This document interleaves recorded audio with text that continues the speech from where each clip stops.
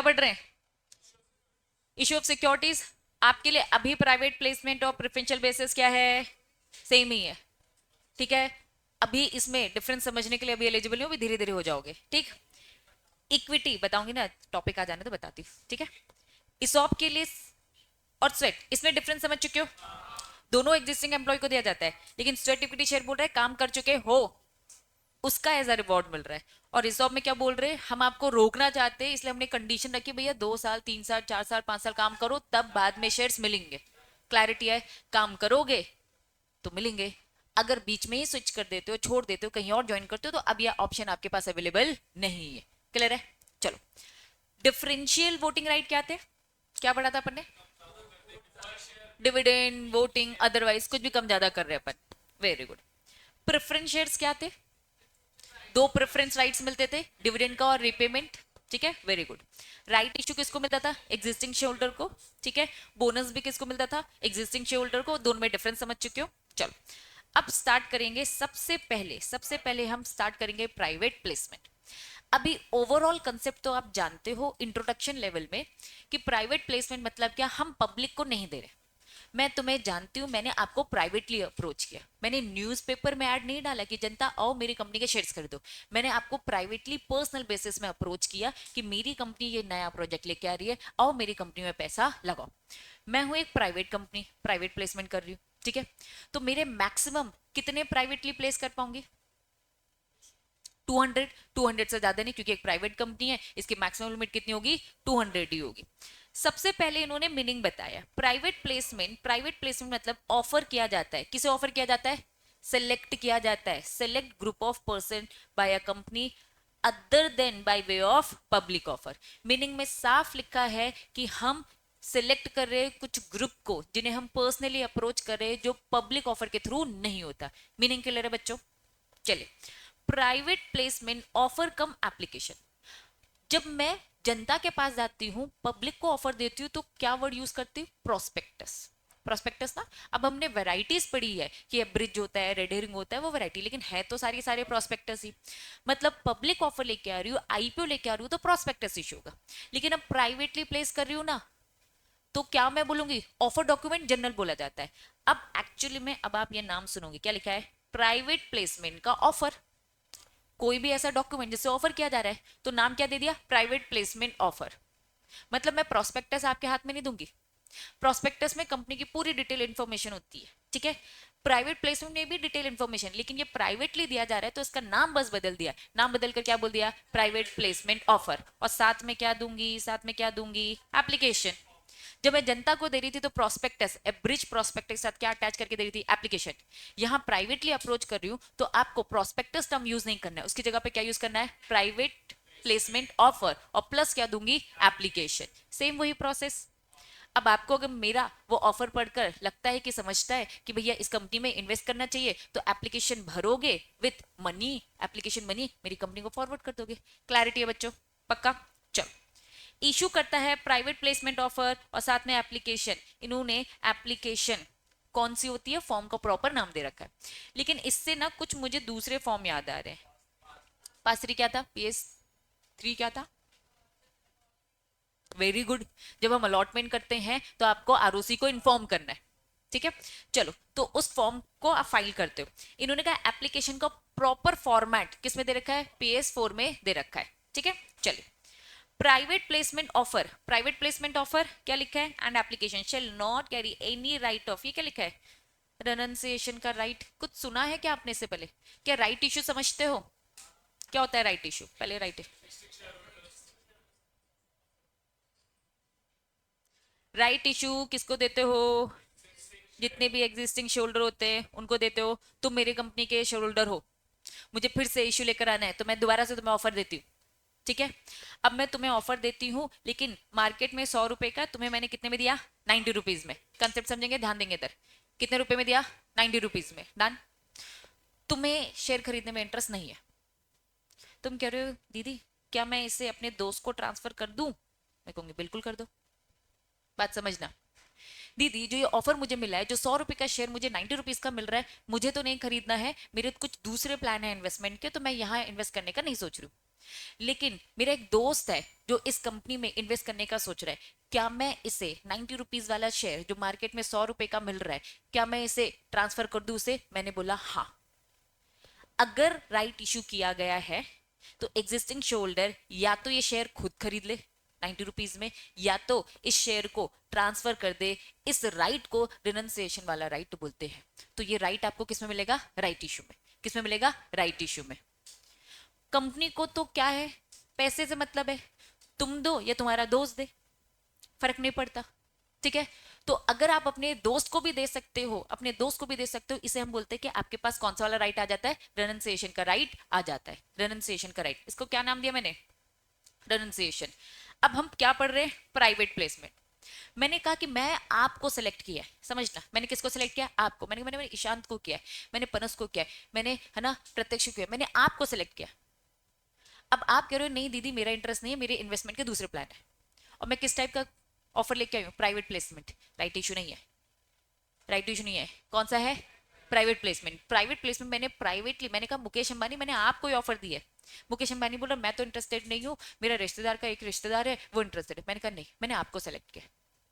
Privately में मैंने जिसको सेलेक्ट किया है वही वही इस फॉर्म को भरेगा। That means private placement offer and application shall not carry any right. इसमें कोई भी रिनंसिएशन का राइट नहीं है। मतलब प्राइवेट प्लेसमेंट में क्या वो किसी और को दे सकता है ये ऑफर, और क्या मैं एक्सेप्ट कर लूंगी? नहीं, यहाँ ट्रांसफर करने का राइट नहीं है। लेकिन ये राइट आपको कहाँ मिल जाता है? राइट इश्यू में। जब हम पढ़ेंगे उस टाइम पे पूछूंगी या फिर से एक्सप्लेन करूंगी अगर याद नहीं आया तो।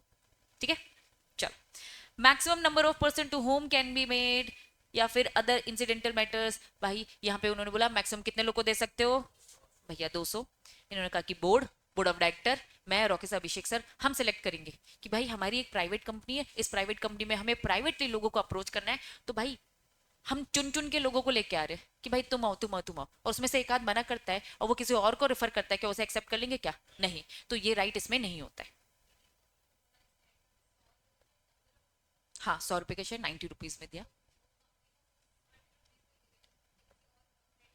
वो 90 रुपीज में ही होगा। यही तो फायदा है, नहीं तो वो मार्केट से खरीद लेगा। अगर अगर उसे मेरी कंपनी का शेयर खरीदना है तो मार्केट में तो 100 रुपए का मिल ही रहा है। दोस्त के थ्रू वो क्यों लेना चाह रहा है? क्योंकि उसे थोड़ा सा सस्ता मिल रहा है, थोड़ा सा डिस्काउंट मिल रहा है। क्या ले रहे? किसके लिए? कौन हो तुम? तुम कंपनी का मेंबर हो, मैं कंपनी हूँ, मैंने ही ऑफर दिया। हाँ, तो नहीं देना चाहिए ना, क्यों दोस्त को दे रहा? खुद ले लेना। कंपनी ने ये ऑफर किसको दिया? किसको दिया? तुम लोगों को।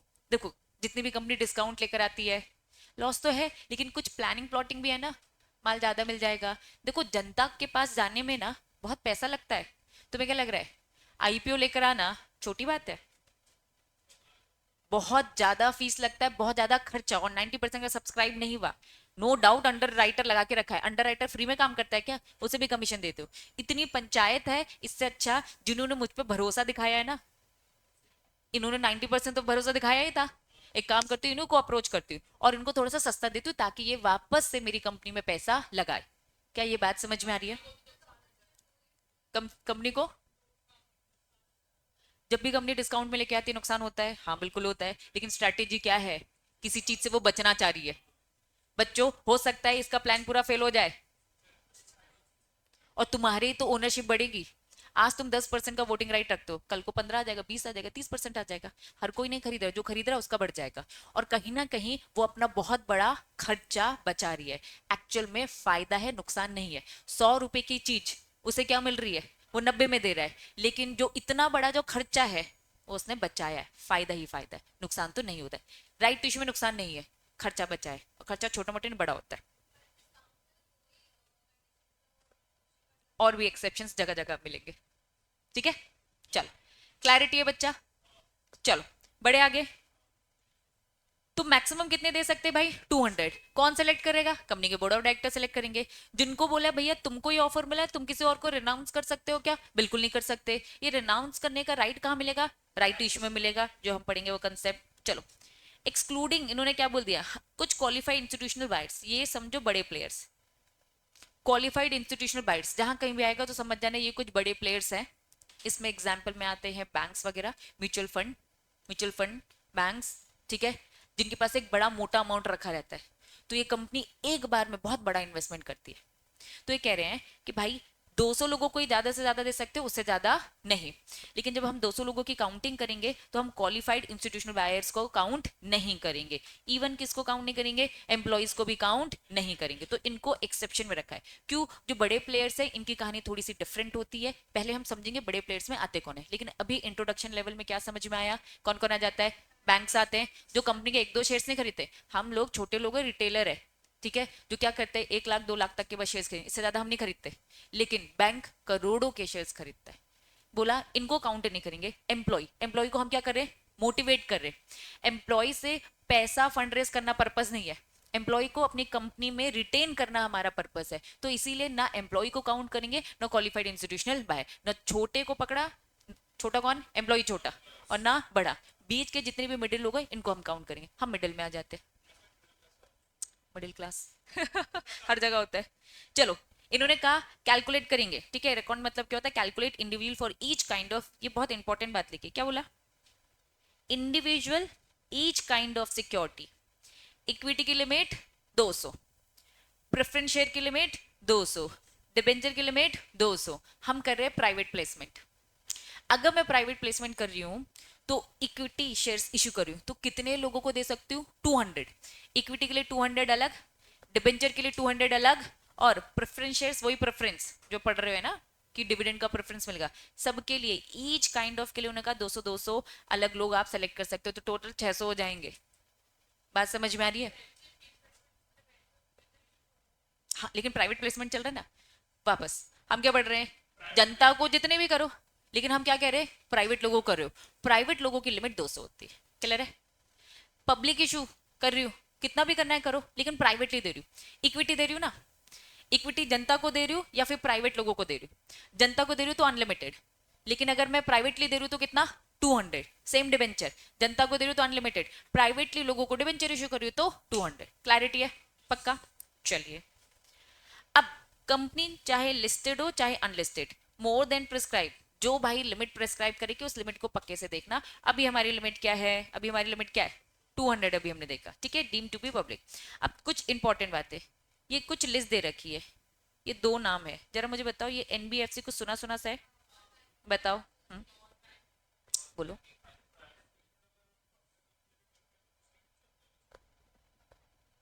सेम, पब्लिक कंपनी हो चाहे प्राइवेट कंपनी। ऊपर जब हमने अपनी लास्ट क्लास में पढ़ा था, हमने साफ पढ़ा था, वापस आ जाओ। हमने पढ़ा था एक तरफ आपकी प्राइवेट कंपनी, एक तरफ आपकी पब्लिक कंपनी। प्राइवेट कंपनी क्या क्या कर सकती थी बताओ जरा, क्या प्राइवेट प्लेसमेंट कर सकती थी, क्या राइट इशू लेकर आ सकती है, क्या बोनस इशू लेकर आ सकती है, ये पढ़ा था ना। सेम, पहला पॉइंट सेम है, दूसरा सेम है, तीसरा सेम है, चौथा ये क्या कर सकती है।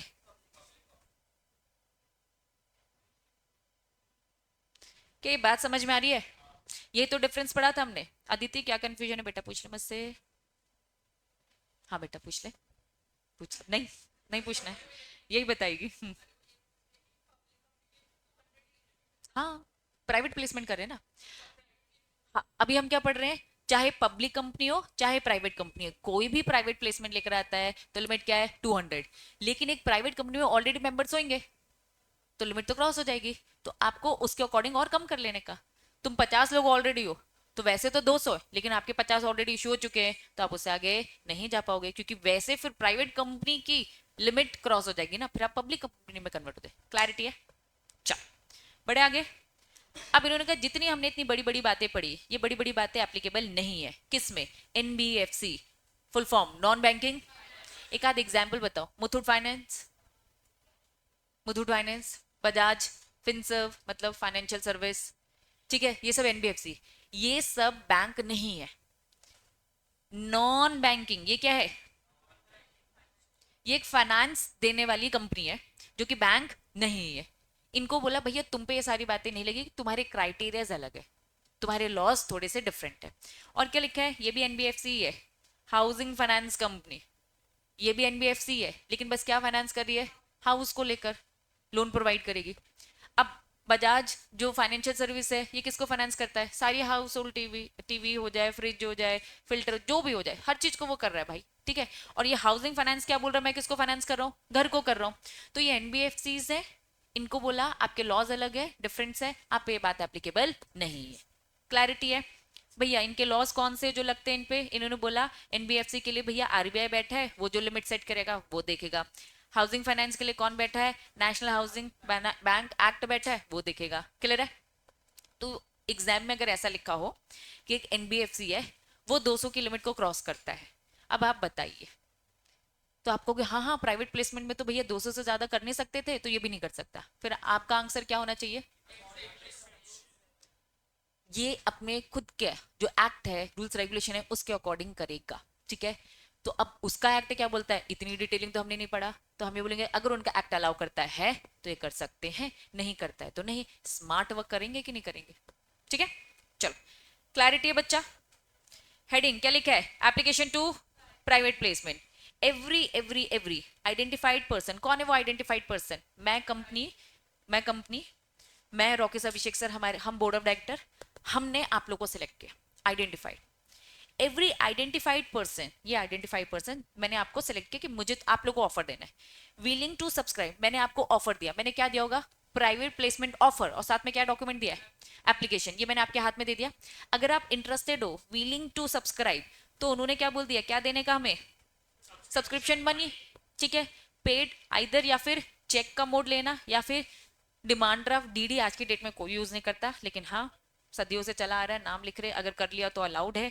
ठीक है? या फिर अदर बैंकिंग जो भी इन्होंने चैनल बोल रखे, बट साफ बोल दिया कैश नहीं। प्राइवेट प्लेसमेंट में है ना मोटा ही कैश मांगा जाएगा, छोटे मोटे पैसे के लिए तो कोई आता है नहीं, तो कैश में तो डील नहीं होने वाली। ठीक है?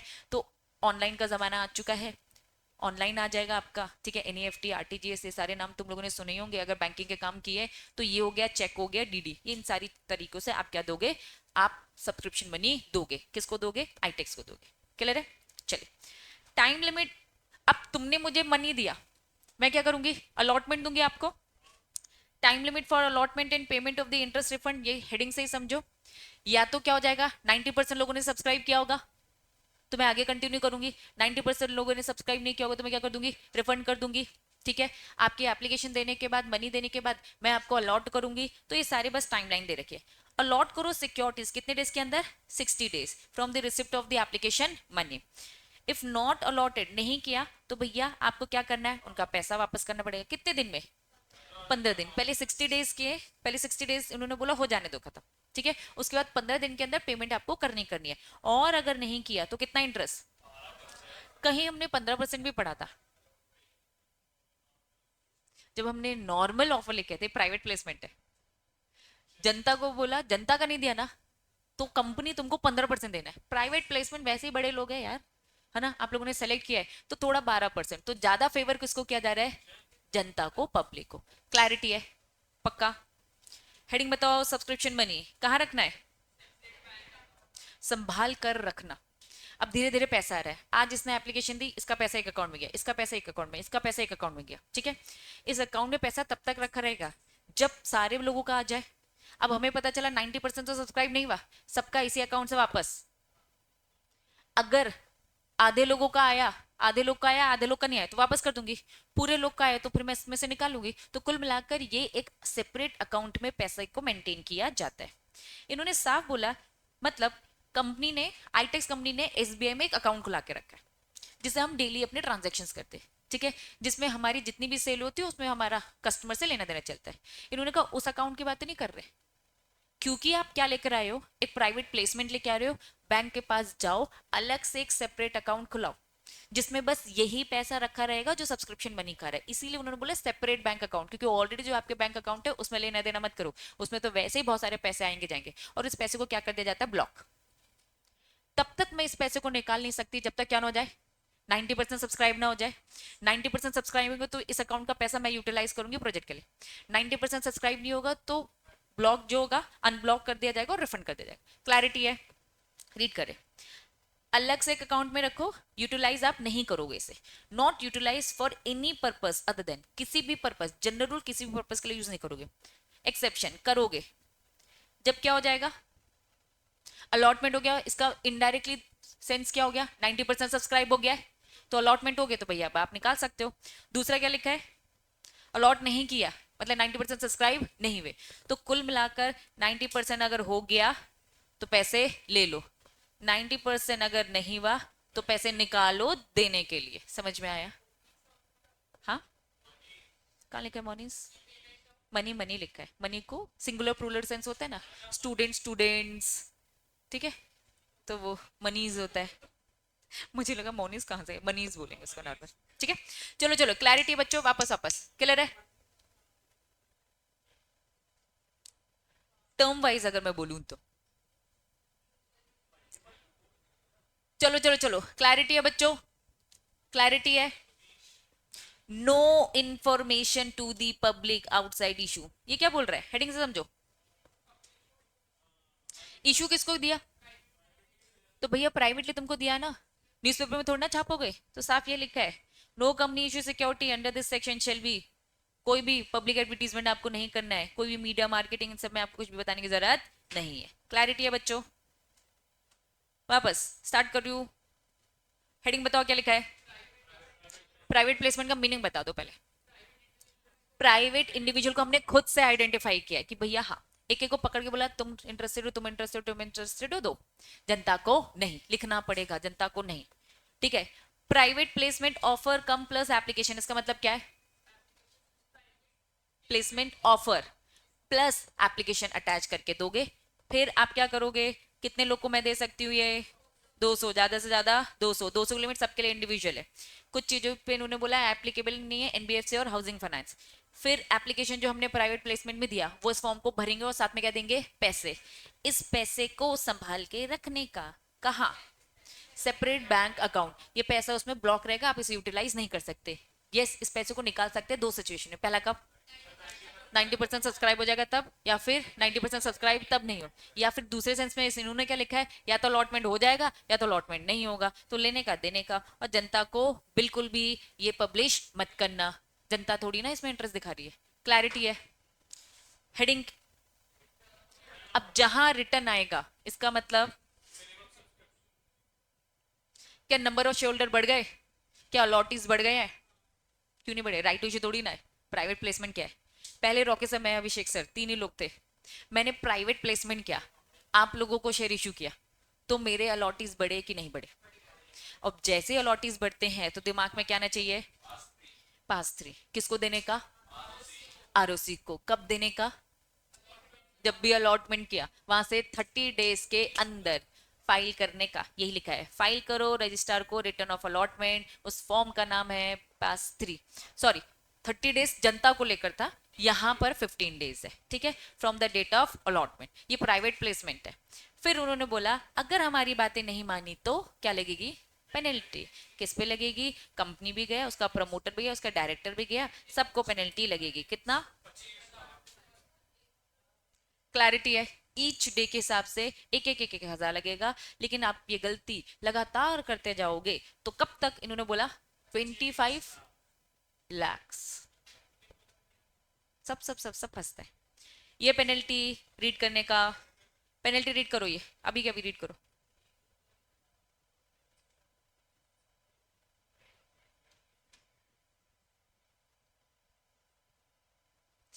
प्राइवेट प्लेसमेंट का कंसेप्ट समझ में आया? कंपनी क्यों प्राइवेट प्लेसमेंट जा रही है?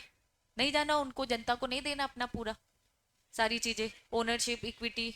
इनको भी इक्विटी डिबेंचर कुछ भी दे सकते हैं, प्राइवेटली दे रही हूँ तो इक्विटी भी दे रही हूँ, लेकिन अपने जान पहचान वाले लोगों को दे रही हूँ ना, ताकि भरोसा, वोटिंग में दिक्कतें ना आए।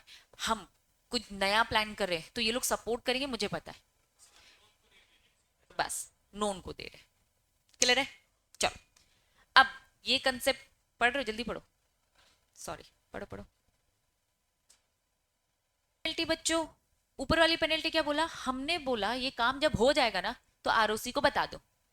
अगर आरओसी को नहीं बताए तो 1000 पर डे के हिसाब से, जो 25 लाख तक भी जा सकती है।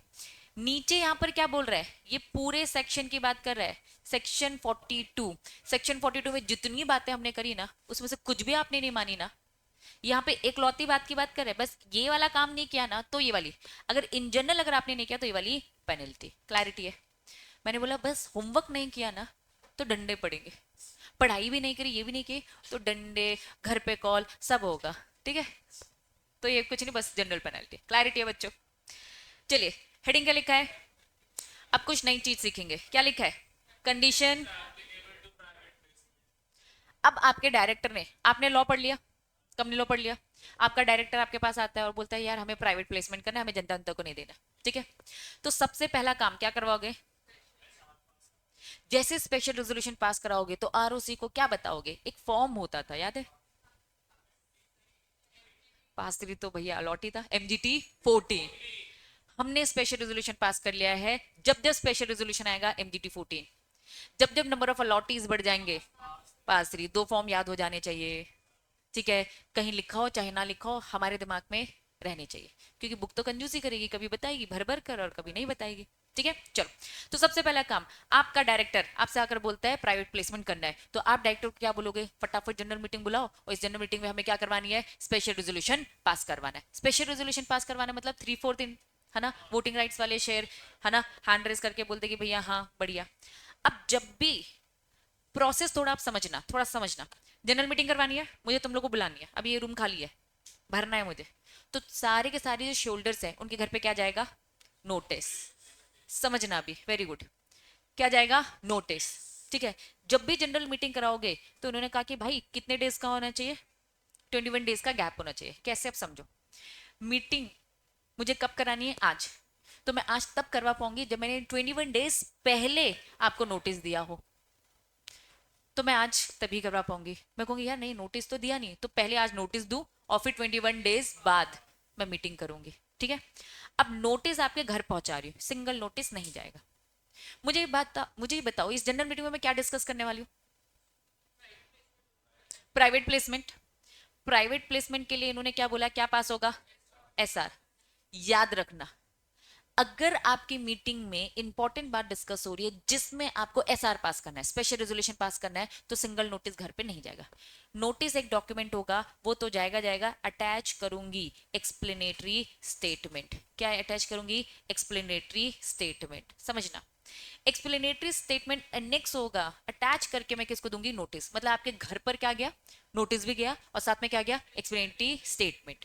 अब ये एक्सप्लेनेटरी स्टेटमेंट समझना, नाम से ही काम समझो, ये एक स्टेटमेंट है जो एक्सप्लेन कर रहा है कि भाई मीटिंग क्या क्यों हो रही, मीटिंग का क्या पर्पस था? प्राइवेट प्लेसमेंट करना चाहिए कि नहीं करना चाहिए, शोल्डर हमें तुमसे पूछना है।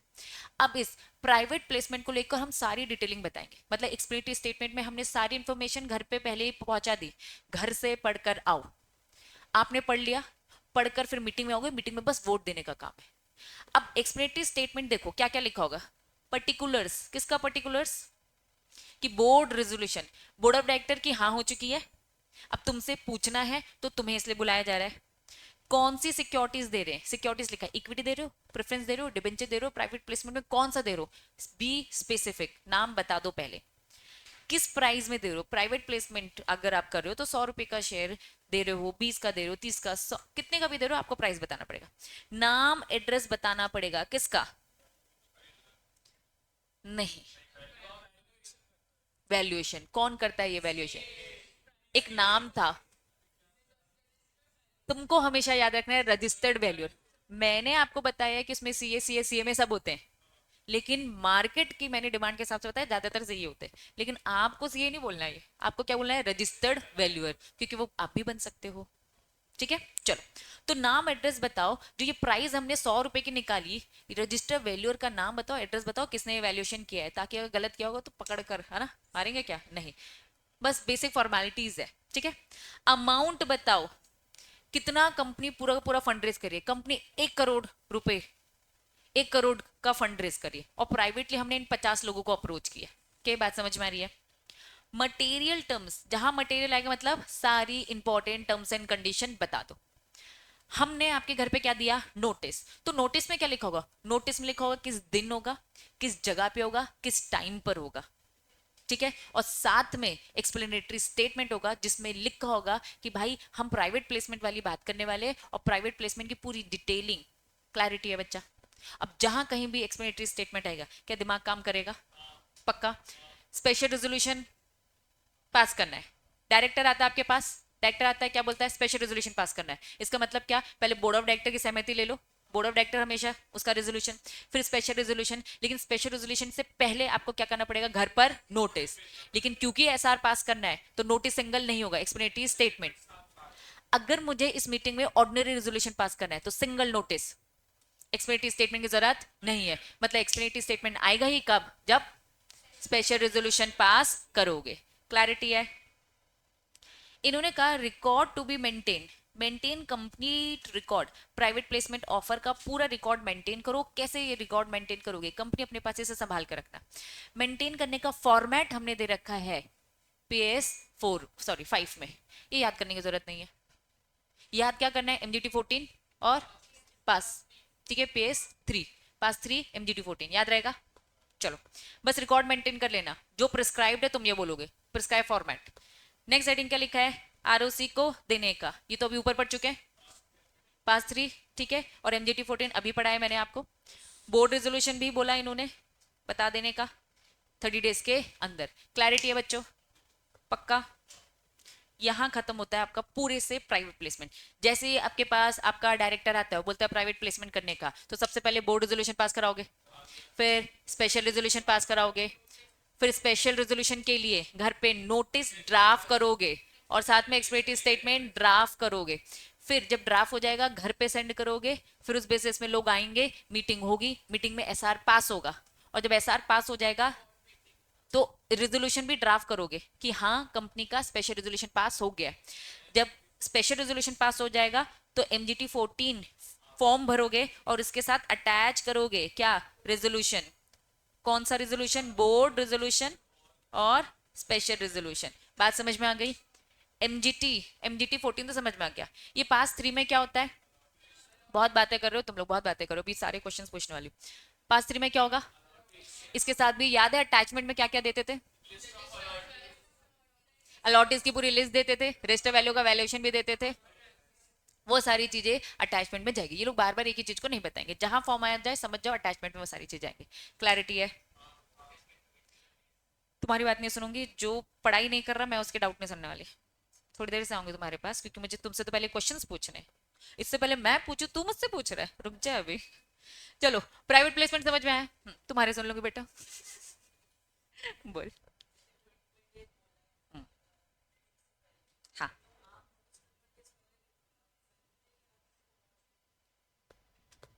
यस। पर्पस क्या है, सब लोग आ जाए। आप शॉर्ट नोटिस में, रुको तो, हमने 21 डेज बोला, नहीं आए, नहीं आए। याद करो मैंने आपको कोरम बताया था CSCT में, कोरम का मतलब बताओ। कुछ मिनिमम नंबर ऑफ लोग प्रेजेंट हो गए तो मीटिंग कंटिन्यू हो जाएगी, नहीं होगी तो पोस्टपोन। लेकिन ये हरकतें बार बार हो रही हैं तो करवा ही दे दिया जाता है। बिल्कुल जा सकता है। पर्पस पहुंचने का टाइम नहीं है, पर्पस उनका इधर पहुंचने का हो सकता है। वो इंडिया के बाहर घूम रहे हो यार, और उन्हें लगा इतना इंपॉर्टेंट डिस्कशन होने वाला है तो जल्दी से इंडिया पहुंचेंगे और फिर मीटिंग में पहुंचेंगे। लोगों की अवेलेबिलिटी हो सके, लोग प्रॉपर तरीके से प्लान कर सके, रिजर्वेशन वगैरह सब हो सके, इस कारण से बस किया है। ठीक है, बोल डाउट क्या था, अच्छा यही था। तूने इसको बता दिया था क्या, इसके थ्रू पूछ लिया तूने, सुना करना लायक अच्छे से। चलो क्लियर है बच्चों, पक्का। तो प्राइवेट प्लेसमेंट कर लोगे मतलब, बस यही तो करना होता है, डॉक्यूमेंट ही बनाने हैं बच्चा, कर लोगे प्राइवेट प्लेसमेंट, बस वो प्रोफेशनल में सीखोगे। चलो थोड़ी तो यहां भी सीखोगे, ठीक है। चलो नेक्स्ट हेडिंग बताओ, हेडिंग बताओ, हेडिंग बताओ। Equity shares with differential voting right. तो अब कंपनी क्या इशू कर रही है भाई, इक्विटी। लेकिन प्रोस्पेक्टस में साफ लिखा होगा कि ये कौन से वाले हैं, डिफरेंशियल। बच्चों हमेशा लिखा रहता है, याद रखना, बस पढ़ते नहीं हो तो बात अलग है, ठीक है। इन्होंने बोला यहाँ पे सेक्शन 43 पढ़ेंगे। सेक्शन 43 बोलता है एप्लीकेबिलिटी ऑफ द रूल्स, जितनी भी कौन सी कंपनी है अनलिस्टेड, अनलिस्टेड समझते बच्चा, अनलिस्टेड पब्लिक कंपनी, जो कंपनी लिस्ट नहीं है, कितनी सारी की सारी प्राइवेट कंपनी, या फिर क्या बोल दिया सारी की सारी लिस्टेड कंपनी। लेकिन लिस्टेड कंपनी कौन, नॉट, क्या लिखा है,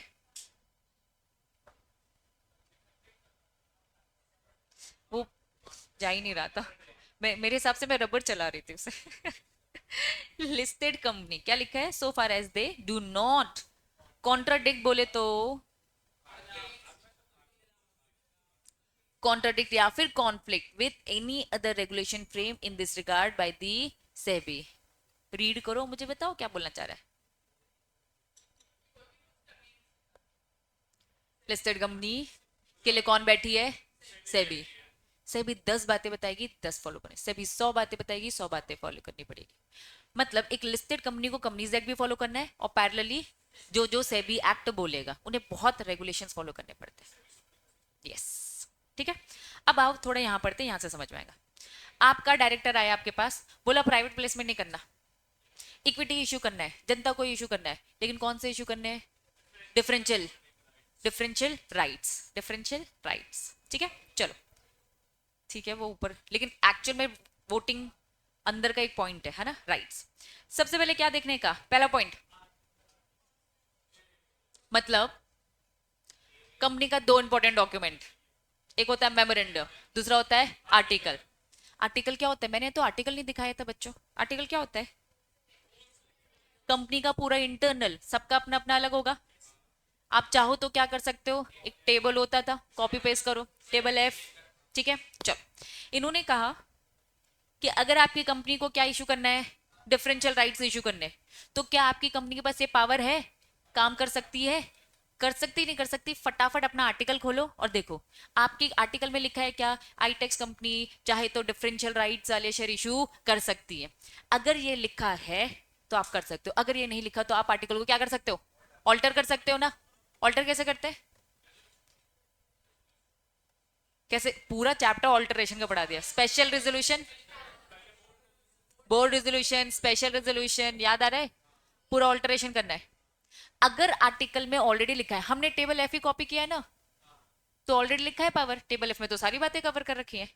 ठीक है, तो सबसे पहली बात क्या ऑथराइजेशन है, फटाफट पलटाकर देखने का। अगर ऑथराइजेशन नहीं और आपने काम कर दिया तो आपको भारी भरकम पेनल्टी लगेगी। तो डायरेक्टर जो भी काम बोलेगा तो सबसे पहले कंपनी वो काम कर सकती है कि नहीं। कस्टमाइज बनाया है ना तो देख लो, अपना खुद का कस्टमाइज बनाया ना तो देख लो, टेबल एफ में सारी बातें कवर है। उन्होंने एक फॉर्मेट दे रखा है ना कि भाई सारी चीजें हम कवर करें, मत टेंशन लो, कुछ ना कुछ इंसान हो, कुछ ना कुछ तो गलतियां करोगे करोगे। ठीक है, चलो अगर नहीं है, इन्होंने क्या बोल दिया तो ऑल्टर करेंगे। चलो पहला स्टेप समझ में आ गया। दूसरा क्या पास कर रहे हैं, ordinary resolution, issue of share authorise by the ordinary issue. इन्होंने क्या बोला, general meeting, equity share company listed जो भी है तो भैया उनकी बातें सुन लेना, अप्रूवल ले लेना, शेयर होल्डर का जैसा आपको सेबी बोलेगी। तो कुल मिलाकर इन्होंने बोला डिफरेंशियल वोटिंग राइट्स के लिए आपको एसआर पास करने की जरूरत नहीं है, ओआर से भी आपका काम चल जाएगा। मतलब 51% के लोग अगर हाँ बोल रहे हैं तो यस आप इसे चेंज कर दो। ठीक है, इस टाइप का शेयर इशू कर सकते हो। मैंने मीटिंग बुलाई तुम लोगों की, मैं कह रही हूँ कि हम डिफरेंशियल वोटिंग राइट वाले शेयर इशू करें, कितने बच्चे लोग हाँ बोल रहे, तो ओआर से ही काम हमारा चल जाएगा, स्पेशल रेजोल्यूशन की जरूरत नहीं है। Very very very important, important mark करो। क्या लिखा है, limit for the voting power not exceeding. सबसे पहले एसआर बताओ कितना होता है एसआर में।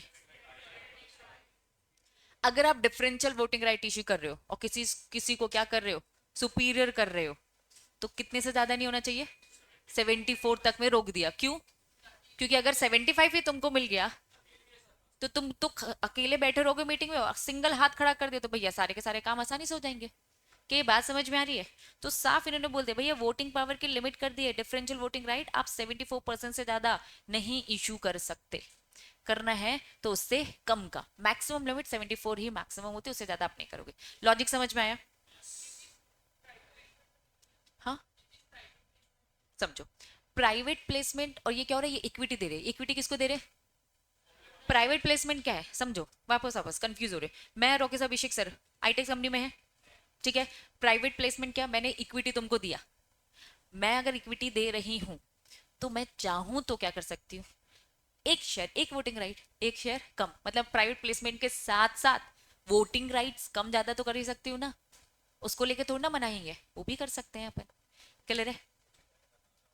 प्रोस्पेक्टस में साफ लिखा होगा, अगर नहीं लिखा आप बैकडेट से नहीं बोल सकते, जो प्रोस्पेक्टस इशू किया था ना बताना भूल गए थे, नहीं लिखा है तो फिर, अदरवाइज नहीं। हाँ, नहीं नहीं नहीं नहीं, नहीं। समझो समझो समझो समझो, मैंने प्राइवेट प्लेसमेंट तुम 50 लोगों को किया, ध्यान दे देते हो, कितने लोगों को प्राइवेट प्लेसमेंट किया, 50 लोगों को किया, डन। अब जब मैंने प्राइवेट प्लेसमेंट किया तो प्रोस्पेक्टस तो था नहीं, क्या था, प्राइवेट प्लेसमेंट ऑफर था। उस ऑफर को अच्छे से रीड करो। क्या एक इंसान के पास एक वोट था? क्या एक इंसान के पास एक वोट था? हाँ। तो यहां पे इन्होंने कहा कि डिफरेंशियल वोटिंग राइट वाले आप एक इंसान के पास कितना वोट दे रहे हो, 0.5, या फिर एक इंसान के पास क्या दे रहे हो, 1.5 दे रहे हो, मर्जी है ना आपकी। आप डिफरेंशियल वोटिंग राइट जितने भी करोगे 74 से ज्यादा नहीं ओवरऑल, कभी भी। अगर मेरे पास रॉकी सर, अभिषेक सर के पास ज्यादा वोटिंग राइट वाले शेयर्स रखे और आपके पास ज्यादा वोटिंग राइट वाले शेयर रखे, तो सबका मिलाकर कभी भी 75%, सॉरी 74% से ज्यादा नहीं होना चाहिए। ओवरऑल लिमिट की बात हो रही। 100% तो किसी को भी अलाउ नहीं किया है ना। मैं अगर रखूंगी, मैं कहूंगी रॉकी सर मुझे थोड़ा सा ज्यादा वाले चाहिए, तो अभिषेक सर और रॉकी सर अपने पास नॉर्मल रखेंगे और मेरे पास कौन सा आएगा, डिफरेंशियल, जिसमें मैं सुपीरियर रख रही हूँ, सुपीरियर वोटिंग राइट हो। सुपीरियर समझ में आ रहा है, सुपीरियर मतलब ज्यादा।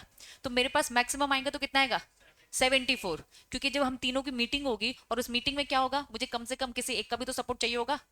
मैं अकेले हैंड रेस करूंगी तो क्या एसआर पास हो जाएगा, नहीं होगा, सिंगल नहीं चलेगा। तो इन्होंने कहा कि भाई इसीलिए मैक्सिमम बोला। लेकिन अगर मैं कहूँ प्राइवेट प्लेसमेंट अगर किया तो तुमको भी कम ज्यादा तो दे ही सकती हूँ ना, किसी का भी मिलाकर कभी भी 74 से ज्यादा नहीं। मैंने अपने पास ज्यादा रखा और इसके पास ज्यादा रखा, हम दोनों का भी मिलाकर 74 से ज्यादा नहीं। तुमको भी मिला लिया, तुमको भी मिला लिया, सबको मिला लिया, लेकिन सबका मिलाकर कभी भी क्या नहीं होना चाहिए, 74% से ज्यादा नहीं होना चाहिए। क्लियर है? तो 100% तो कभी अलाउड ही नहीं। ठीक है, प्रोस्पेक्टस अच्छे से रीड करना, आपको एक शेयर के बदले में कितनी वोटिंग मिले। लेकिन जनरली लोगों का पर्पस इन्वेस्टमेंट होता है। जिन लोगों का पर्पस इन्वेस्टमेंट है वो बस डिविडेंड देख रहे हैं, वो वोटिंग राइट नहीं देख रहे। लेकिन जिसका है कि भाई ये कंपनी सही तरीके से चले, हर छोटी मोटी बात मुझसे पूछ कर करी जाए, तो वो इंटरेस्ट दिखाता है किसमें, डिफरेंशियल वोटिंग राइट में। मैं प्रमोटर हूं, तुम कंपनी के इंपॉर्टेंट शेयर होल्डर हो, तो तुम लोग इंटरेस्ट दिखाओगे, मैं दिखाऊंगी। इसके अलावा जो भी स्टॉक मार्केट सब इनको कोई लेना देना नहीं है। क्लैरिटी है? क्योंकि उनका इन्वेस्टमेंट पर्पस है। हम्म। कर सकते हैं, ठीक है। हाँ हाँ हाँ। लेकिन अब इस 100% जब मैं देखूंगी, इश्यू सबको कर रखा है, लेकिन सब में क्या है, वन शेयर वन वोट। अब हमने कहा कि हमने ना कुछ डिफरेंट वाले किए, तो इन्होंने कहा कि भैया 1 करोड़ में से कितने, 74 लाख तक के जो शेयर्स होंगे ये मैक्सिमम लिमिट है डिफरेंशियल वाले। क्लियर है? पक्का? हाँ। रीजन अभी बताए ना, अगर एक के पास ही 75% तक के आ गए, सबके मिलाकर भी नहीं होने चाहिए, क्योंकि सब प्लानिंग प्लॉटिंग करेंगे। मेन प्लानिंग प्लॉटिंग है बच्चों। मेन क्या, डिसीजन तुम अपने अकॉर्डिंग मोल्ड कर रहे हो, आपको किसी की जरूरत ही नहीं पड़ रही। मैं सिंगल 74 रख रही हूँ, ठीक है, या मिलाकर 74 रख रही हूँ। प्लानिंग प्लॉटिंग, मैंने कहा कि रॉकी सर तुम और मैं प्लानिंग प्लॉटिंग कर सकते, एक काम करो, तुम कुछ रखो तुम कुछ रखो, तो अभिषेक सर के साथ नुकसान हो जाएगा ना, होगा कि नहीं होगा? दोनों, हाँ। तो भी नहीं, इन्होंने हर तरीके से स्कोप को खत्म कर रखा है। इन्होंने कहा कि बाकी माइनॉरिटी जो होती है उनकी बातें भी सुनी जाए, बस इसीलिए। क्योंकि देखो, अगर मैंने अपना एग्जांपल, मैं और रॉकेट सर प्लानिंग प्लॉटिंग कर सकते ना, धोखा किसके साथ होगा, अभिषेक सर के साथ। तो उन्होंने बोला नहीं होना चाहिए, क्योंकि रिलेटिव लोग क्या कर सकते हैं, धोखेबाजी कर सकते हैं, उनका वोट भी जरूरी है। माइनॉरिटी के साथ कहीं भी गलत नहीं होना चाहिए।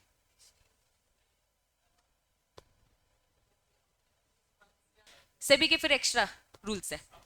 चलो, लेकिन सुनो, हम डिफरेंशियल क्या कर रहे हैं, वोटिंग राइट्स दे रहे। अब समझना, अगर डिफरेंशियल वोटिंग राइट्स दे रहे मतलब मैं सुपीरियर अपने पास रखना चाह रही हूँ, तुमको इंफीरियर बना रही हूँ, यही हो रहा है। तो आपकी कंपनी बहुत अच्छी कंपनी होनी चाहिए। रुको, इन्होंने कहा आपने कुछ भी डिफॉल्ट ना किया हो। अब यहाँ पे डिफॉल्ट की लिस्ट, अगर आपकी कंपनी ने सारे डिफॉल्ट किए तो डायरेक्टर को चुपचाप बोलना कंपनी ने ये सारे डिफॉल्ट कर रखे हैं, इस कारण से हमें अलाउड ही नहीं है क्या करना, डिफरेंशियल वोटिंग राइट्स। क्योंकि आप अपने पास ज्यादा पावर रख रहे हो, मतलब आप अच्छी कंपनी हो, हम अज्यूम कर रहे हो आप अच्छी कंपनी नहीं हो, क्योंकि आपने बहुत सारे डिफॉल्ट किए। पहला डिफॉल्ट क्या लिखा है, फाइनेंशियल, फाइल किया है फाइनेंशियल स्टेटमेंट, और क्या लिखा है, एनुअल रिटर्न। कब से, नो डिफॉल्ट, मतलब पिछले 3 साल से आपका ऐसा कोई डिफॉल्टिंग नहीं है, आप लगातार फाइनेंशियल स्टेटमेंट दे रहे हो फाइलिंग में, मतलब आरओसी को आपने एक एक रिपोर्ट फाइल कर रखी है। ठीक है, हाँ, तो फिर आप इश्यू कर सकते हो अगर डिफॉल्ट नहीं है तो। नेक्स्ट क्या लिखा है, नो डिफॉल्ट किसमें, आपने डिविडेंड डिक्लेयर किया और दिया भी पैसा। बहुत सारी कंपनी होती है जोश जोश में आ जाती है, मीटिंग में अनाउंस कर देती है हम आपको डिविडेंड दे रहे, और कल मुंह तक नहीं दिखा रही, पैसा ही नहीं है।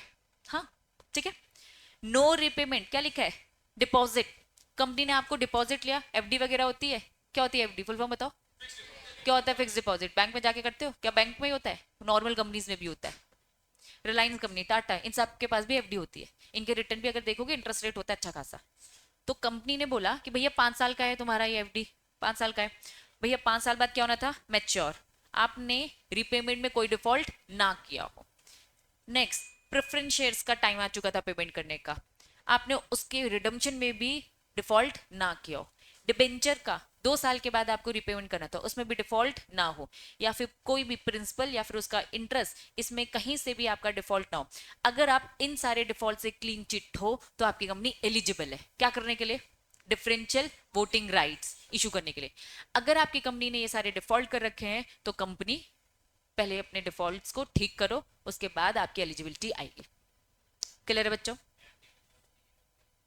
तो वापस मिलेगा ना, तूने बैंक में एफडी, तुझे तेरा पैसा मिलेगा, बैंक ने बोला जा नहीं देता, तो बैंक क्या नहीं कर सकता? Differential voting right share issue नहीं कर सकता। क्लियर है बच्चा? और डिफॉल्ट की लिस्ट है, कहां कहां डिफॉल्ट ना किया हो? Dividend on the preference share का डिविडेंड नहीं दिया, गलत बात। रिपेमेंट किसका? बैंक से लोन लिया, लोन नहीं चुकाया। और भी स्टैट्यूटरी पेमेंट, ये स्टैट्यूटरी पेमेंट्स कितने होते हैं? जो भी एज पर लॉ। ग्रेचुइटी समझते? पीएफ समझते? प्रोविडेंट फंड समझते? ये तो समझते हो। प्रोविडेंट फंड क्या होता है बताओ? एम्प्लॉय का एक पैसा, फॉर एग्जाम्पल रक्षित यदि ओमकार भाई हमारे यहाँ काम करे, इनका छोटे छोटे छोटे फंड इकट्ठा करके हमने सरकार के अकाउंट में डिपॉजिट करके रखा है, ठीक है। जब वो यहाँ से छोड़ेंगे या फिर कहीं और कंटिन्यू करें, हम ट्रांसफर कर देंगे, रिटायरमेंट होगा, हम उनको उनका पैसा पूरा दे देंगे। तो कुछ फंड्स होते हैं जो गवर्नमेंट हमारे ऊपर लगाती है कि आपको मेंटेन करने पड़ेंगे अपने एम्प्लॉइज को लेकर। अब ये पैसा एम्प्लॉय को देना था, नहीं दिया। पैसा किसका है? मेरा है क्या? कंपनी का है क्या? नहीं। किसका है? एम्प्लॉय का। एम्प्लॉय का पैसा खा गए आप, तो आपने डिफॉल्ट किया है ना। अगर आप ये सारे डिफॉल्ट करते हुए पाए जाते हो तो हम आपको डिफरेंशियल राइट्स वाले शेयर इशू नहीं करने देंगे, तो आप डिफॉल्ट लिस्ट में ना हो। लेकिन कंपनी में इशू ये डिफॉल्ट सबसे पहले तो क्या करे? ठीक करे। डिफॉल्ट वॉज मेड गुड, और 5 साल तक का वेट करे। कि बात समझ में आ रही है? बहुत इंपॉर्टेंट। हमने लोन नहीं चुकाया तो क्या हम एलिजिबल है? नहीं। फटाफट लोन तुरंत बैंक को चुका दो, तुरंत आज ही के आज ही मैं पेमेंट करके आती हूँ, क्या कल से अब मैं इश्यू कर सकती हूँ? 5 साल का वेट, मतलब क्यों? क्योंकि आपका पर्पज ही कुछ गड़बड़ है भाई। आपने तुरंत पैसा चुकाने दिया और कहा कल से मैं डिफरेंशियल वोटिंग, क्योंकि आप डिसीजन लेना चाहते हो कुछ इंपॉर्टेंट, तो ऐसा नहीं चलेगा। अगर आप डिफॉल्टर हो तो आपको पेनल्टी दे रखी है एक तरीके से, भैया 5 साल का वेट करो, उसके बाद आप अच्छी कंपनी बन जाओगे तो फिर हम आपको अलाउ कर देंगे, क्योंकि इन 5 साल में फिर से चेक करें ना कि फिर से तो नहीं डिफॉल्ट कर रहे हो। क्लैरिटी है बच्चा? पढ़ क्या रहे? हेडिंग बताओ मुझे। हेडिंग क्या है? कंपनी क्या इशू कर रही है? डिफरेंशियल वोटिंग राइट वाली इक्विटी शेयर इशू कर रही है। सबसे पहला काम कंपनी को क्या देखना है? आप बिंगा सीएस क्या देखोगे? आर्टिकल देखोगे। फिर कंपनी की जनरल मीटिंग कराओगे तो उसमें क्या पास कराओगे? Ordinary resolution. फिर क्या करवाओगे? इन्होंने बोला कि सुनो मैक्सिमम 74% ही कर सकते, उससे ज्यादा एक आप differential voting right share issue नहीं करोगे, और आप तब एलिजिबल हो जब आप इन सारे डिफॉल्ट लिस्ट में ना आ रहे हो। इनकेस आप डिफॉल्टर थे और आपने अपने डिफॉल्ट को फटाफट ठीक कर दिया, कितने साल का गैप लेंगे?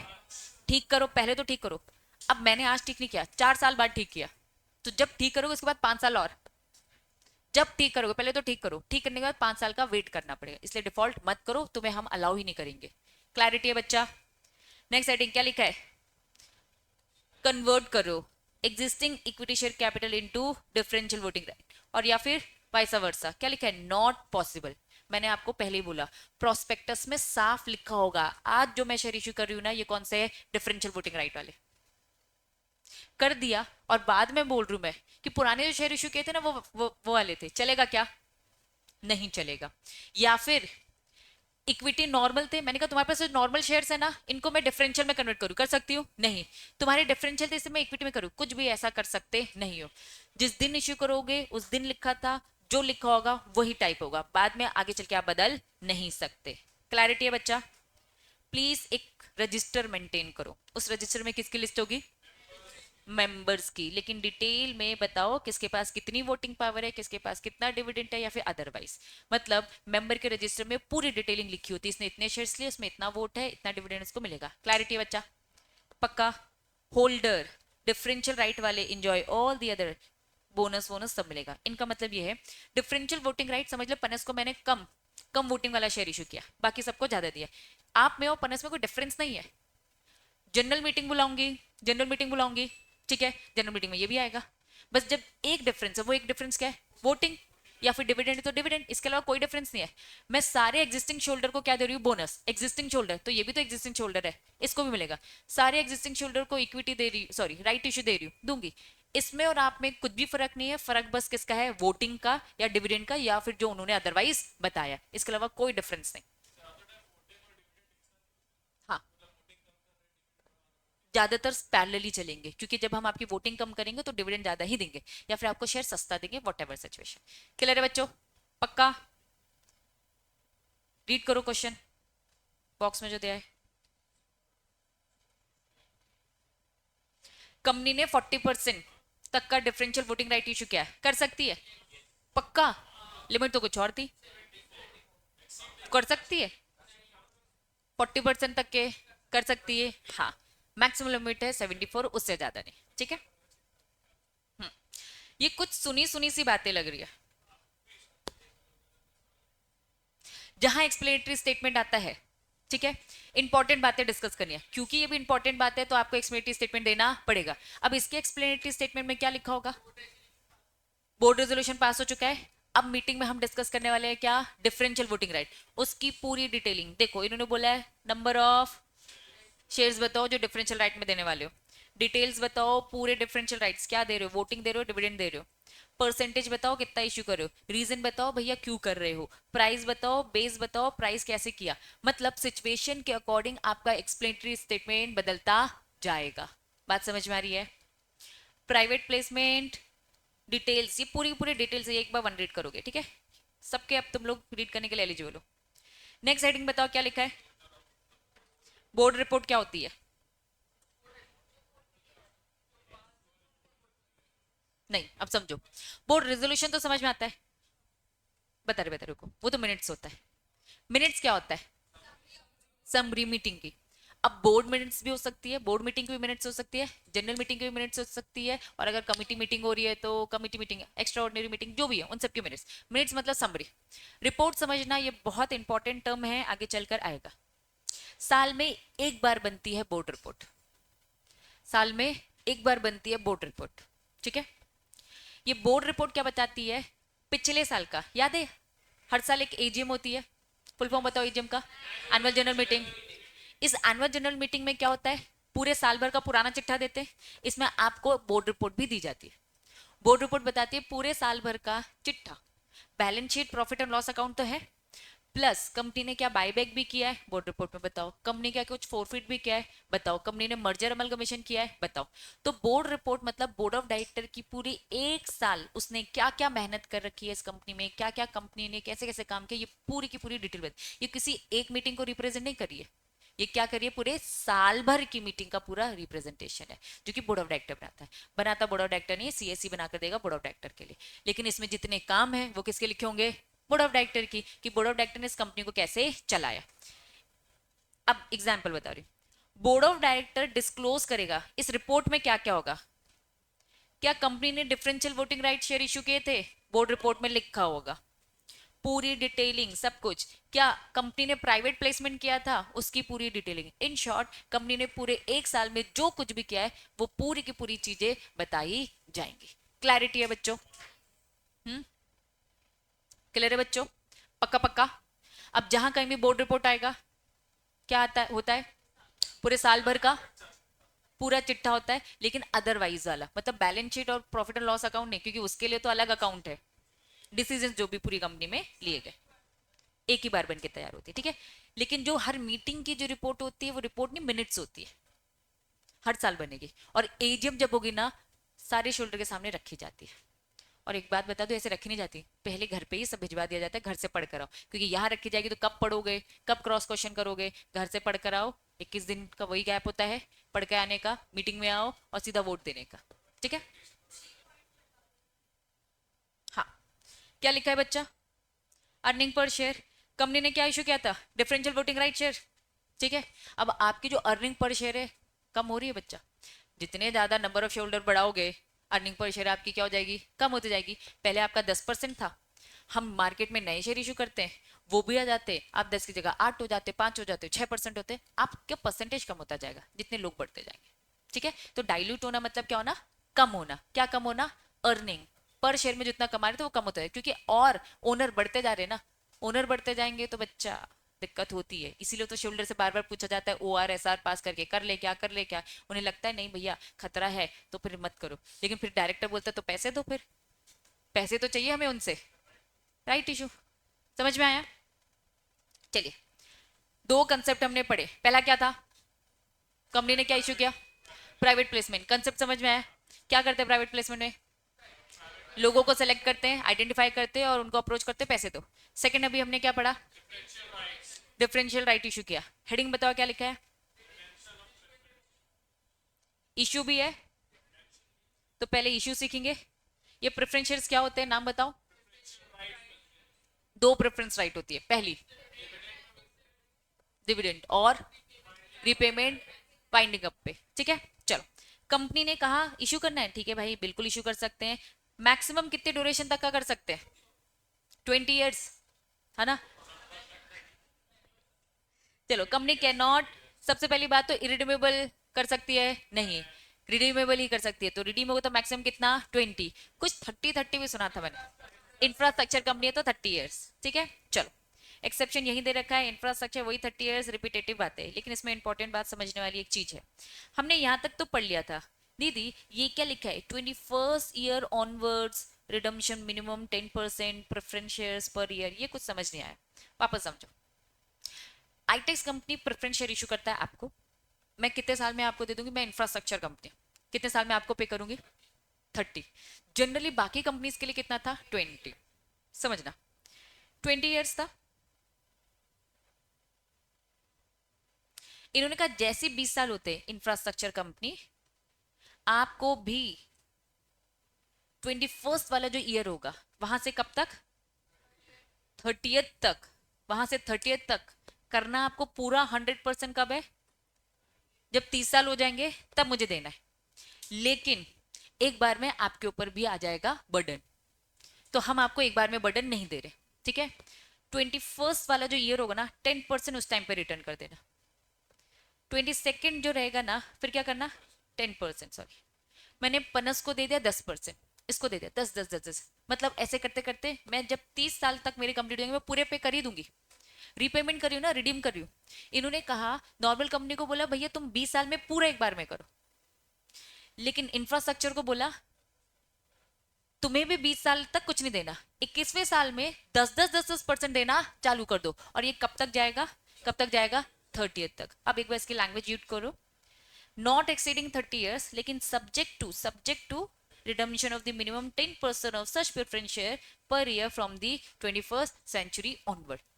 अब अगली बार जब मैं बोलूंगी ना कि बच्चा जनरली क्या है, क्या वो आ जाता है सेंचुरी, क्या ही बोले, ठीक है वापस। जनरली आपको क्या बोलना है, 20 साल, और एक्सेप्शनल क्या है, 30। लेकिन अब इसमें आप क्या इन करोगे और क्या स्टेटमेंट दोगे, से ही 10 10%, मिनिमम 10% देना चालू, मतलब मिनिमम 10 देना है, मर्जी आपकी है भैया और ज्यादा दे दो, मिनिमम 10% तो आपको देना है।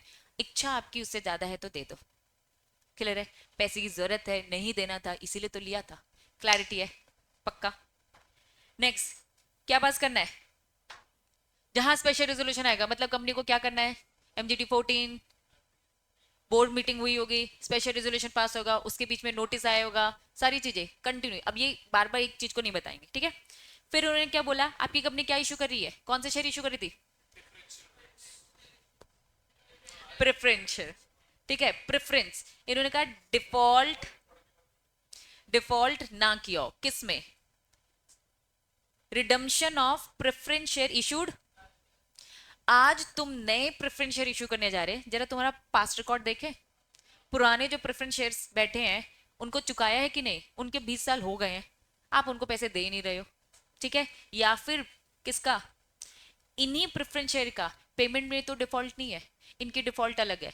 इनका दो डिफॉल्ट देखा जाएगा, पहला जो प्रेफरेंस होल्डर है उनके डिविडेंड में तो कोई डिफॉल्ट नहीं, या फिर उनके रिडम्पशन में तो कोई डिफॉल्ट नहीं। अगर आप डिफॉल्टर हो तो आप एलिजिबल नहीं हो। हम नए प्रेफरेंस होल्डर को आने ही नहीं देंगे जब तक आप पुराने का रिडम्पशन नहीं कर देते, या फिर रिडीम वाला टाइम नहीं है, अभी नॉर्मल टाइम चल रहा है, इनका डिविडेंड तो देना बनता है, डिविडेंड दे रहे हो कि नहीं। आप नए पे नए इश्यू करे जा रहे हो और पुराने को दे नहीं रहे हो, ये तो गलत बात है। तो पुराने का सेटलमेंट अगर सही से है तो हम अलाउ करेंगे, अदरवाइज नहीं। याद रहेगा।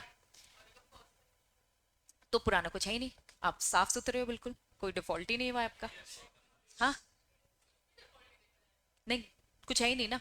दो ही डिफॉल्ट देखना है, वो किस में देखा जाता है, जिसमें जो डिफॉल्ट लिखा है ना उसमें बस वही देखा जाएगा, उसके अलावा कुछ नहीं। नहीं, नहीं कर सकते। उसके लिए तुमने जो बात बोली दूसरी जगह पे कवर है, कहीं और पेमेंट होगी। याद करो कहाँ पड़ा था, एसपी ये कुछ अकाउंट था, सिक्योरिटी प्रीमियम अकाउंट, क्या था उसमें कि वो सिक्योरिटी प्रीमियम अकाउंट का पैसा निकालो और यूज करो किसमें, 5 जगह हो गई, जिसमें प्रीमियम पे करना था, रिडम्पशन में प्रीमियम को लेकर बातें कर रखी थी। क्लैरिटी है, जगह जगह पर ऐसी बातें लिखी हैं, ठीक है। हाँ, लोग करते हैं, बताऊंगी वो भी क्या है। क्या लिखा है, रिडम्पशन आउट ऑफ, कहां से दोगे भैया, रिडीम कहां से करोगे, प्रॉफिट में से। अब देख लो, redeem out of the profit. अब ये क्या लिखा है, प्रोसीड ऑफ द, ये जो पनस तुमने बोला था, इन्होंने बोला कि भाई हम प्रॉफिट से ही करेंगे, हम पैसे मुझे देना है भैया, 20 साल हो गए मेरे पास पैसे ही नहीं आए, प्रॉफिट नहीं हुआ, या तो प्रॉफिट हुआ या तो प्रॉफिट नहीं हुआ। अगर आपका जो प्रॉफिट है, अगर आपका जो प्रॉफिट हुआ है अच्छा खासा, तो प्लीज प्रॉफिट देखो, उससे पैसे निकालो, जिनका जितना पैसा देना था दे दो। प्रोसीड, आप चाहो तो मार्केट में फ्रेश शेयर इशू कर सकते हो for the purpose of redemption, लेकिन उसमें लगेगी भारी भरकम परमिशन। और वो जो पुराने हैं लोग हैं वो कहेंगे पहले हमारा तो चुका दो। उनको अगर तुमने सेटिस्फाइड कर दिया, तुम्हारे पैसे देने के लिए करे तो यस करवाया जा सकता है, लेकिन उसमें एक डिटेल प्रोसीजर है और टर्म्स एंड कंडीशन है। क्लैरिटी है, पक्का। कौन सा, फिफ्थ वाला पॉइंट, वापस चलो।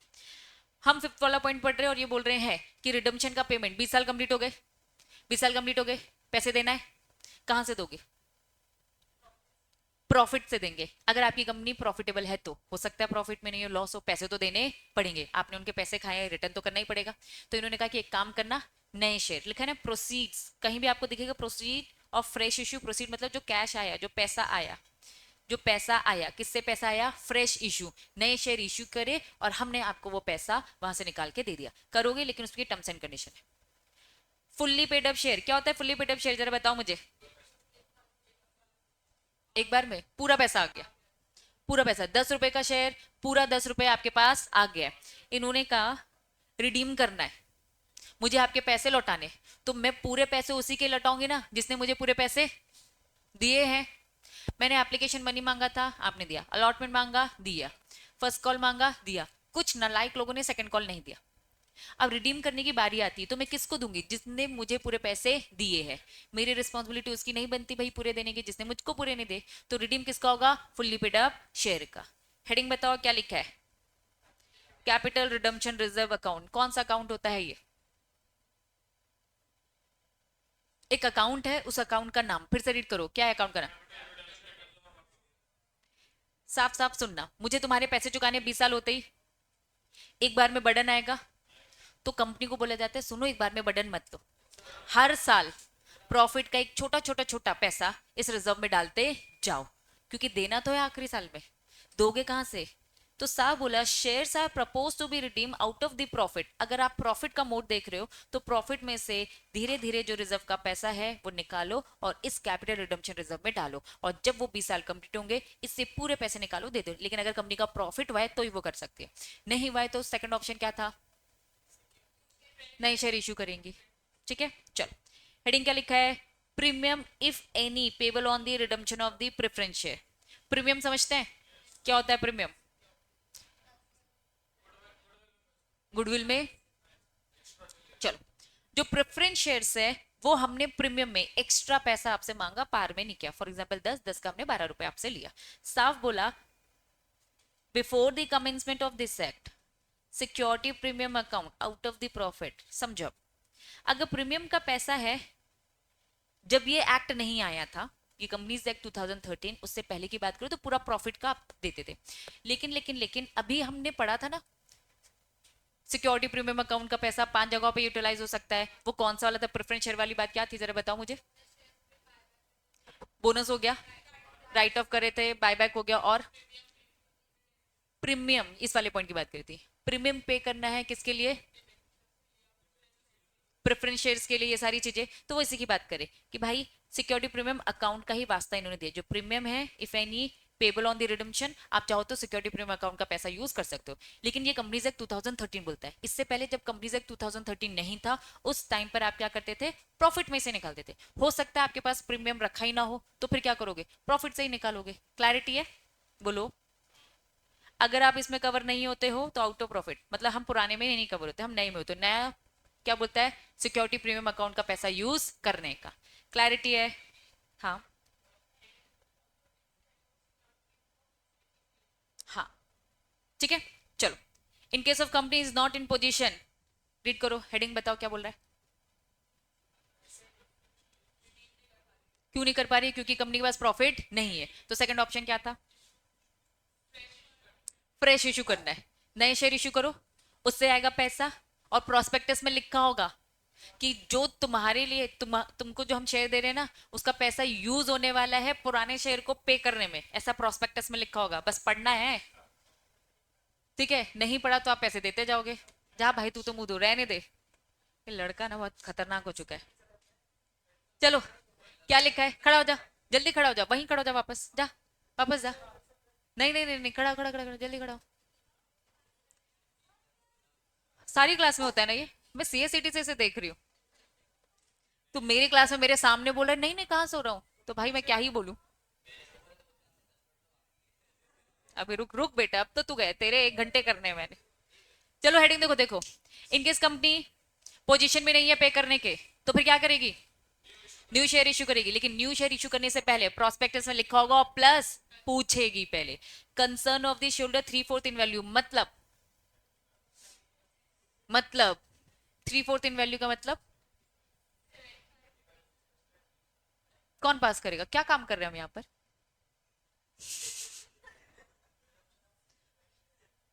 रिडीम कर रहे हैं अपन। कर पा रहे कि नहीं कर पा रहे? नहीं कर पा रहे ना? ठीक है बच्चों, प्रेफरेंस शेयर हम रिडीम कर रहे हैं। दो ऑप्शन, या तो प्रॉफिट है तो, नहीं है तो इश्यू ऑफ फ्रेश। अब ये कह रहे नए शेयर इशू करेंगे। अगर नए शेयर इशू करेंगे तो प्लीज पहले लोगों से पूछ लो।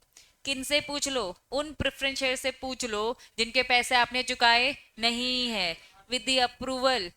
और साथ में वो तो हाँ कहेंगे क्योंकि वो मासूम है। तो आ जाता है एनसीएलटी, ट्रिब्यूनल बोले तो एनसीएलटी। एनसीएलटी जानती है, तुम लोग भोली भाली जनता हो, तुमको बहला फुसला के बोल दिया होगा ये पैसा तुम्हारे लिए तो यूज हो रहा है, हाँ बोल दो। तुम लोग हाँ बोल दोगे, एनसीएलटी के पास जाएगा, एनसीएलटी अपने लेवल में चेक करेगा। तो लोगों की अप्रूवल पहली क्या?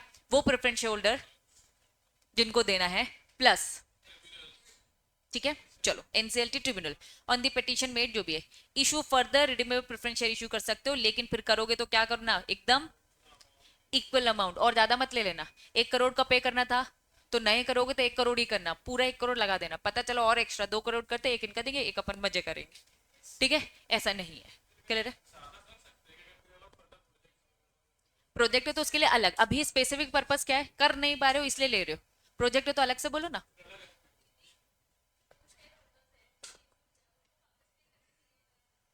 फिर से लेंगे।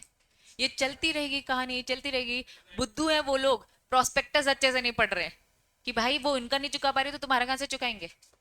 ठीक है, issue of the further redeemable preference है नॉट डीम टू बी। इन्होंने क्या बोल दिया है? ये लाइन मुझे बताओ जो मैंने ग्रीन कलर से हाईलाइट करी है। पहले भी 1 करोड़ दिख रहे थे, रिडीम किया तो 1 करोड़ कम हुआ, लेकिन नहीं भी तो इशू कर दिए वही, फिर से 1 करोड़। तो क्या शेयर कैपिटल में कोई चेंज आया? नहीं। Not deem to be increase, हम नहीं मानेंगे इंक्रीज है, क्योंकि कुछ तो चेंज आया ही नहीं है। जितने गए उतने ही वापस आ गए। क्लैरिटी है बच्चों? चल क्या रहा है? बस नहीं बक रहे। हाँ, कर सकती है, बिल्कुल कर सकते हैं, लेकिन उसकी टर्म्स नहीं। अभी यहाँ पे स्पेस पे क्या बोला? प्रेफरेंस। अभी हम प्रेफरेंस के पास ही जाएंगे, ताकि वो प्रेफरेंस सोच समझ कर हाँ बोले, और 90% सब्सक्राइब ना हो। क्यों ना हो? क्योंकि देख लो ना भाई इनका। ठीक है बच्चों, हेडिंग बताओ क्या लिखा है। रेजोल्यूशन पास होगा तो रेजोल्यूशन में पूरी की पूरी बातें लिखो. Priority payment of the dividend, resolution authorising preference share set out certain particulars. आपको रेजोल्यूशन में ये सारी बातें लिखनी पड़ेंगी. मतलब मीटिंग में जब ये बातें डिस्कस हो रही होंगी तो आप ये सारी बातें बताओगे. क्या क्या बताओगे? In respect of the payment of dividend या रीपेमेंट ऑफ द कैपिटल. मतलब या तो हम रिडम्पशन का पैसा नहीं चुका पा रहे हैं तो डिविडेंड का पैसा नहीं चुका पा रहे इसलिए इशू करिए. ये सारी बातें रखो. फिर क्या लिखा है? जो भी सरप्लस फंड है उसको हम देखेंगे कैसे यूज करेंगे. Participation in the surplus asset winding up, जो भी बातें उनसे हो रखी है याद है. Payment of dividend, cumulative, non cumulative, convert वाला, वोटिंग वाला. कुल मिलाकर रेजोल्यूशन में डिस्कस करो कि आप किस टाइप के हो. पार्टिसिपेटिंग वाले हो या फिर सरप्लस अमाउंट वाले हो, किस टाइप के हो. जिस टाइप के सरप्लस एक्स्ट्रा याद है हम कर रहे थे. तो ये सारी बातें अच्छे से बताओ और फिर डिस्कस करो किनका आपका बचा है, किनको आपको देना है. क्लैरिटी रखो. हाँ.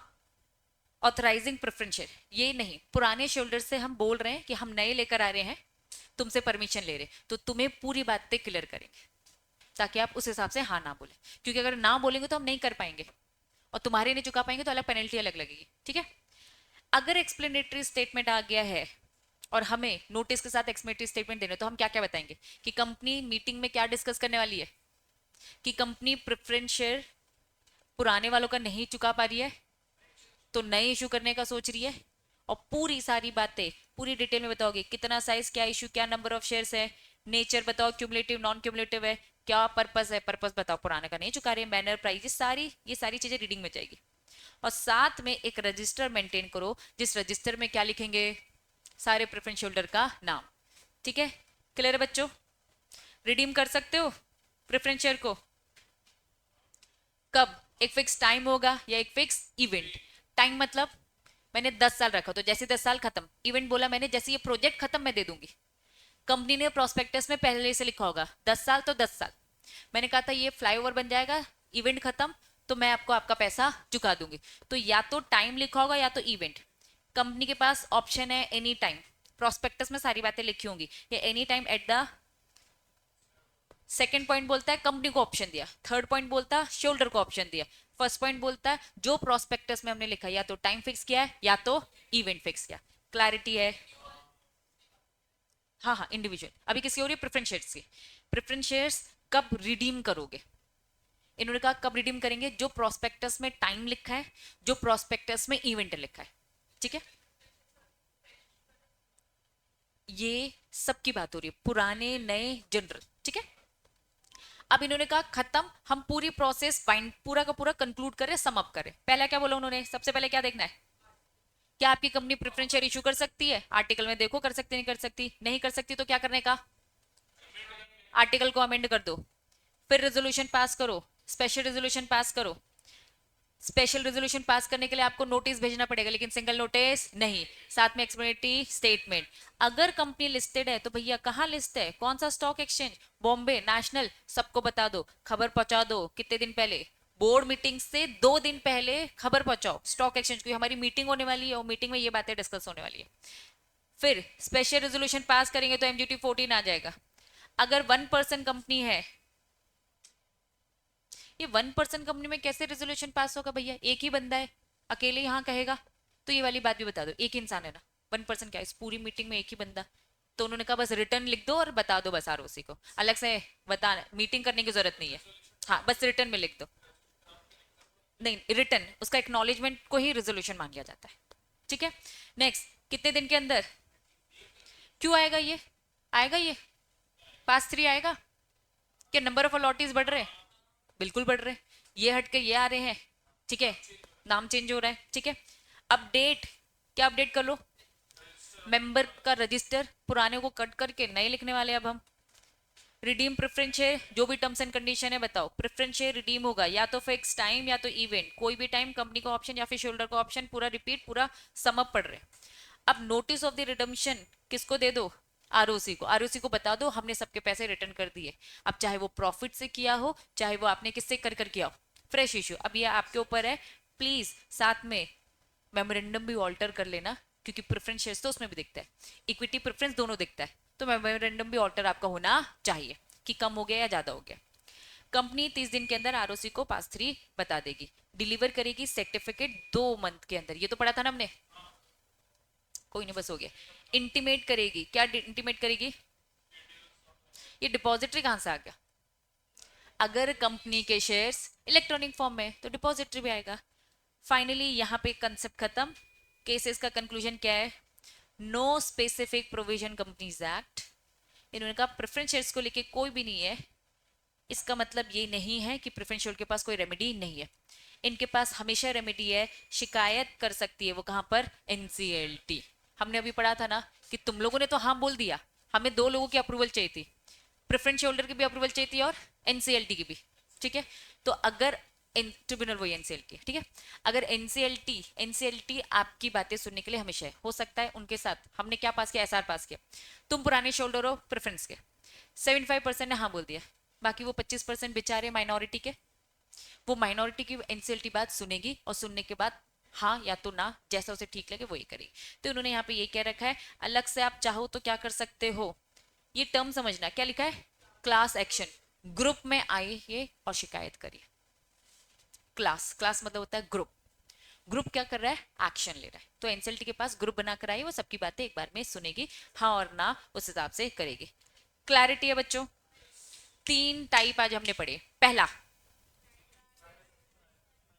प्राइवेट प्लेसमेंट, दूसरा डिफरेंशियल राइट्स, तीसरा प्रेफरेंस शेयर को इश्यू करना और रिडीम करना। थोड़ा कंसेप्ट ओवरऑल बच्चों ये है, आपको ना हर चीज की ना प्रोसेस बताई जा रही है, सब में बोर्ड रेजोल्यूशन है, सब में स्पेशल रेजोल्यूशन है, एक में ऑर्डिनरी रेजोल्यूशन है, same notice, same explanatory statement, MGT 14, पास 3, प्रोसेस वैसा ही है, डिफॉल्ट ना क्यों, बस दोनों की डिफॉल्ट लिस्ट अलग अलग थी, ठीक है।